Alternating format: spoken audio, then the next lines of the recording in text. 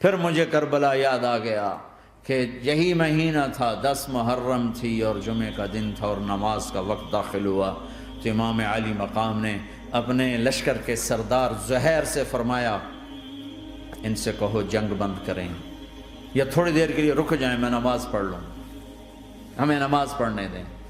تو زہیر نے گھوڑا آگے بڑھا کر کہا شمر سے تھوڑی مہلت دو، ہم نماز پڑھ لیں، پھر تم نے جو مرضی کرنا ہے، نماز تو پڑھنے دو۔ شمر نے کہا ہم نماز نہیں پڑھنے دیں گے۔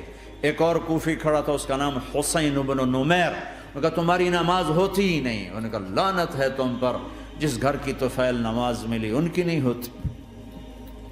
پھر انہوں نے واپس آ کر عرض کی حضور وہ نماز پڑھنے کے لیے جنگ نہیں روکیں گے۔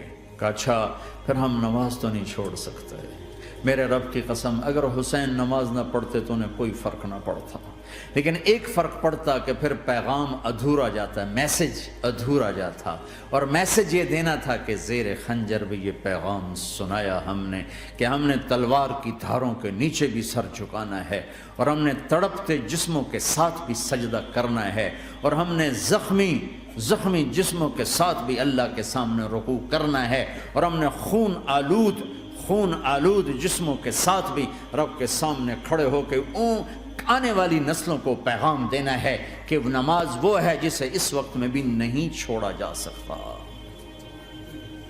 تاکہ کوئی یہ کہہ نہ سکے میں کیسے پڑھتا، میری جاب تھی میں کیسے پڑھتا، میری آنکھ نہیں کھلتی میں کیسے پڑھتا، میری عادت نہیں۔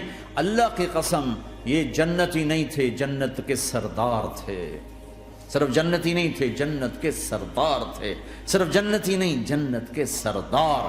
اور یہ سرداری کب ملی؟ محنت کے بعد نہیں، پہلے ہی ابھی ماں کا دودھ نہیں چھوٹا تھا کہ میرے نبی نے فرمایا حسن حسین جنت کے نوجوانوں کے سردار ہیں، اور ایسا پیار تھا کہ دونوں کو عرب سردار بچہ اٹھانا اپنی ذلت سمجھتے تھے، بچے نہیں اٹھاتے تھے، سب کے سامنے پیار نہیں کرتے تھے، لیکن آپ حسن حسین کو یہاں اٹھاتے پھر یہاں ہی نہیں اٹھاتے تھے، یہاں کندھوں پہ بٹھاتے، یہاں۔ اور ایک عرب بدو حیران ہو کے دیکھ لیں یا رسول اللہ یہ آپ کیا کر رہے ہیں، مطلب یہ کتنی عیب کی بات ہے کہ آپ جیسا سردار اور یہاں بچوں کو بٹھایا ہوا ہے۔ کہنے لگا آپ ان سے بہت پیار کرتے ہیں؟ کہا ہاں میں ان سے بہت پیار کرتا ہوں، اور صرف میں نہیں کرتا اللہ بھی ان سے پیار کرتا ہے، اور بتاؤں جو ان سے پیار کریں گے اللہ ان سے بھی پیار کرے گا، جو ان سے محبت کریں گے اللہ ان سے بھی محبت کرے، اللہ بھی ان سے محبت کرے۔ پھر ہم نے دعا مانگی یا اللہ جو ان سے پیار کرے تو ان سے پیار کر، جو ان سے بغض رکھے تو ان سے بغض رکھ۔ حضرت حسن سر سے لے کر کمر تک اللہ کے نبی کی 100% کاپی تھی، چہرہ یہ آدھا حصہ اوپر والا نبی کے مشابہ، یہاں سے نیچے پاؤں تک علی کے مشابہ، باپ کے مشابہ۔ حسین اس کا الٹ، سر سے لے کر کمر تک علی کے مشابہ، کمر سے لے کر پاؤں تک اللہ کے نبی کے مشابہ۔ اس مشابہت پر ہمارے نبی کہا کرتے تھے حسن میرا بیٹا ہے، حسین علی کا بیٹا ہے۔ ہائے ہائے کیا کیا لاڈ لڈائے اور کیا لوگوں نے کر دیا ان کے ساتھ۔ نماز جیسے عظیم عمل میں، نماز جیسے آپ رکوع میں ہوتے تو حسن آ کر نہ پاؤں میں گھس جاتے تھے، یہاں سے نکلتے ادھر، یہاں سے نکلتے یوں، سجدے میں جاتے تو کمر پہ بیٹھ جاتے تھے، فرض نماز کا سجدہ۔ تو ایک دفعہ پہلی دفعہ جب یہ قصہ ہوا تو آپ نے سجدہ لمبا کر دیا، بچے کے اتارا نہیں، اٹھے نہیں، سجدہ لمبا کر دیا۔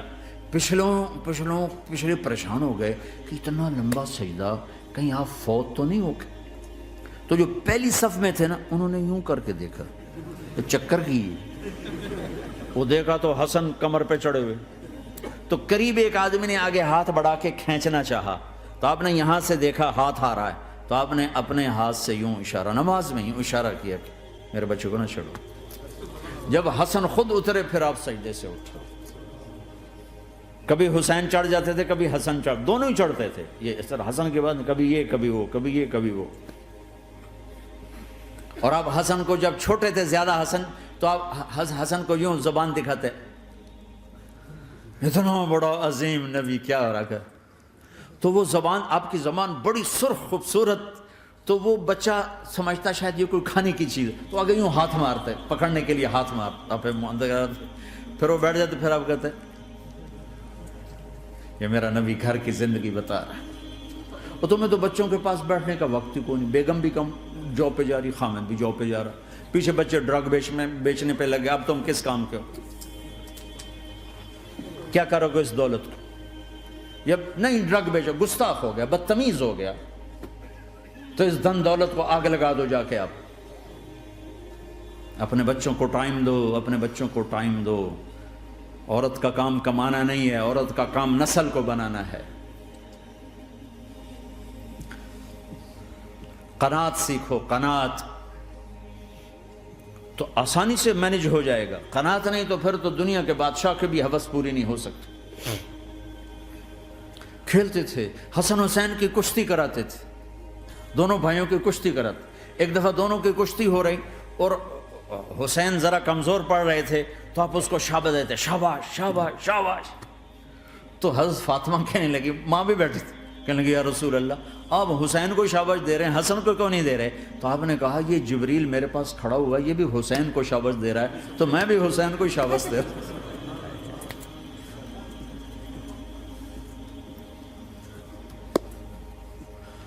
ایسی ہستیاں،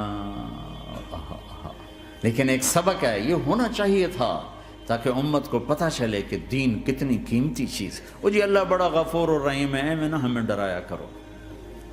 ہاں اللہ بڑا غفور الرحیم ہے، لیکن اس کا کوئی عدل بھی ہے۔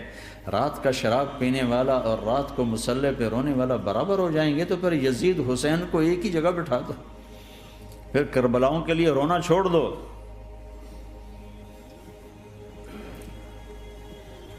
رات کو ناچنے والی، رات کو رونے والی برابر ہو جائیں گے، سود کھانے والا، حلال کھانے والا برابر ہو جائیں گے، شراب بیچنے والا اور مزدوری کرنے والا برابر ہو جائیں گے، جھوٹ بولنے والا، سچ بولنے والا برابر ہو جائیں گے۔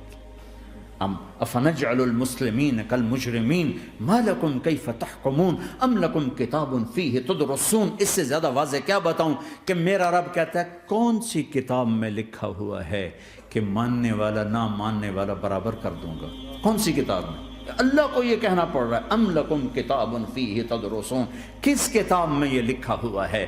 ام نجعل المتقین کالفجار، ایک بدماش اور ایک فرمانبردار کو برابر کر دوں؟ کہاں لکھا ہوا ہے؟ ایسی ہستیاں، جنگ سے پہلے اونگ آ گئی، آنکھ کھلی تو ہنسنے لگے۔ بہن نے پوچھا یہ تو ہنسنے کا موقع نہیں، کیوں ہنسے ہو؟ زینب کہا بہن اللہ کے نبی خواب میں آئے، فرما رہے ہیں بیٹا میں لینے آ چکا ہوں، تو اب نہ پڑھے نماز، اب کیا مسئلہ ہے؟ جنت کے لیے تو کرنا ہے سب، یہ جنت کے لیے تو کر رہے، اللہ کے لیے تو کر رہے کہ سر دادن و جان دادن نہ آئے از لذت دیدارش، خسرو چتواں گفتن سر دادن و جان دادن نہ دیدہ رخ یارے۔ اس اللہ کے لیے تو سر کٹا رہے ہیں، تو وہ تو راضی ہو چکا ہے، نبی آ چکا ہے، آؤ بیٹا میں لینے آ چکا ہوں، تو اب نہ پڑھیں نماز؟ نہیں نہیں، برمنگم والوں کو کون بتائے گا کہ نماز کیسی چیز ہے؟ انہوں نے کہا جی وہ نہیں جنگ روک کرے گا، پھر چلو نماز پڑھو، نماز تو نہیں چھوڑی جا سکتی۔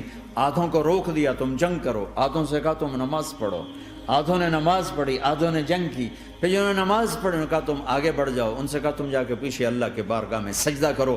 1400 سال کی تاریخ میں ایسے نمازی میری نظروں سے نہیں گزرے، اور ایسی نماز نہیں پڑھی گئی نبی کے زمانے کے بعد۔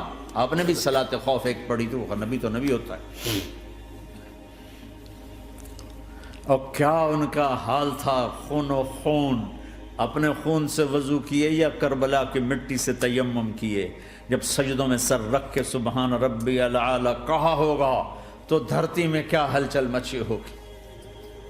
نماز نہ چھوڑا، نماز نہ چھوڑنا، کوئی عورت نہ کوئی مرد، نماز نہ چھوٹے۔